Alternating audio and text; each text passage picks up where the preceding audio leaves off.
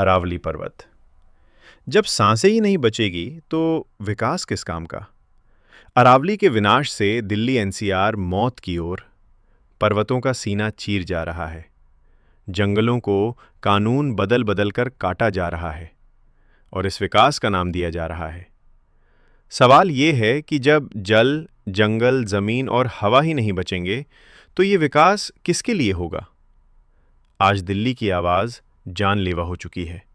सांस लेना तक मुश्किल है। अगर यही रफ्तार रही तो वो दिन दूर नहीं जब दिल्ली सिर्फ अंटार्कटिका का निर्जन प्रदेश बन जाएगा, बिना जीवन, बिना हवा या विनाश की जड़ में है।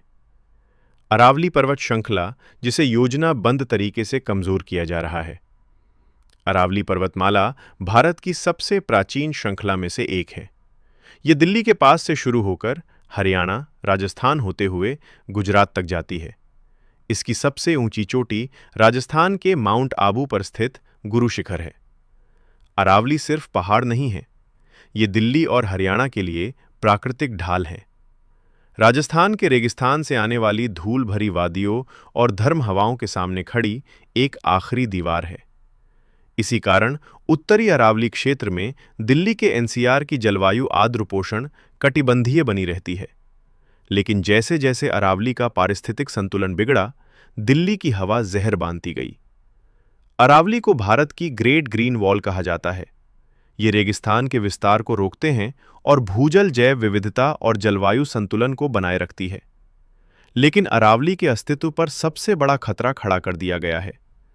20 नवंबर 2025 को सुप्रीम कोर्ट ने केंद्र सरकार की उस सिफारिश को स्वीकार कर लिया जिसमें कहा गया कि सिर्फ 100 मीटर से ऊंचे पहाड़ ही अरावली माने जाएंगे। इस फैसले का सीधा मतलब है कि अरावली की करीब 90% पहाड़ियां संरक्षण से बाहर, अवैध खनन और निर्माण को खुली छूट, सुरक्षा की रीढ़ टूटने की तैयारी। हकीकत यह है कि अरावली के केवल 8.7% पहाड़ 100 मीटर से ऊंचे हैं। बाकी सब कानून की नज़र में अरावली नहीं रहेंगे। अरावली पहले ही अवैध के कारण गहरे जख्म झेल रही है। 1992 में केंद्र सरकार ने यहां खनन और निर्माण पर प्रतिबंध लगाया था। 2003 में सुप्रीम कोर्ट ने शक्ति दिखाई और खनन पर रोक लगाई, लेकिन जमीन पर सच्चाई कुछ और ही रही। 2017 में अरावली क्षेत्र में अवैध खनन के 35 मामले दर्ज हुए, जबकि असल संख्या इससे कहीं ज्यादा थी। पत्थर माफिया पहाड़ों को खोखला कर रहे हैं और प्रशासन आंखें मुंडे बैठा है। अब 100 मीटर की नई परिभाषा के बाद ये लूट कानूनी शक्ल ले लेगी। वहीं पिछले 10 से 11 वर्षों में सड़क, रेलवे, खदान, बाद में इमारतों के नाम पर कानून बदले गए, डील दी गई और पेड़ भी गए और जंगल काटे गए। वन संरक्षण संशोधन अधिनियम 2013 के जरिए डिम्ड फॉरेस्ट को संरक्षण से बाहर कर दिया गया, जिससे जंगल कटाई और आसान हो गई। 2021 से अब तक 91,000 हेक्टेयर ज्यादा वन भूमि परियोजनाओं को सौंप दी गई। इसका सीधा असर जनता पर पड़ रहा है। हर प्राणी का जीवन खतरे में। वन कटे, पहाड़ टूटे। नतीजा सामने है। वो भूजल स्तर लगातार गिर रहा है, तापमान रिकॉर्ड तोड़ रहा है, कार्बन डाइऑक्साइड बढ़ रही है, ऑक्सीजन घट रही है, प्रदूषण जानलेवा स्तर तक पहुंच चुका है। दिल्ली आज दम घुटने से जूझ रही है। कल यही हाल पूरे उत्तर भारत का होगा।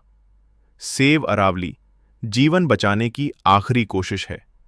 इसी खतरे को देखते हुए लगातार रिपब्लिक इस बात का प्रयास कर रहा है कि कैसे सेव अरावली अभियान को उस अंजाम तक पहुंचाया जाए। ये सिर्फ एक आंदोलन नहीं, बल्कि जीवन बचाने की लड़ाई है, क्योंकि सच्चाई साफ है। अरावली बचेगी तभी दिल्ली बचेगी। पहाड़ काटेंगे तो सांस कटेगी।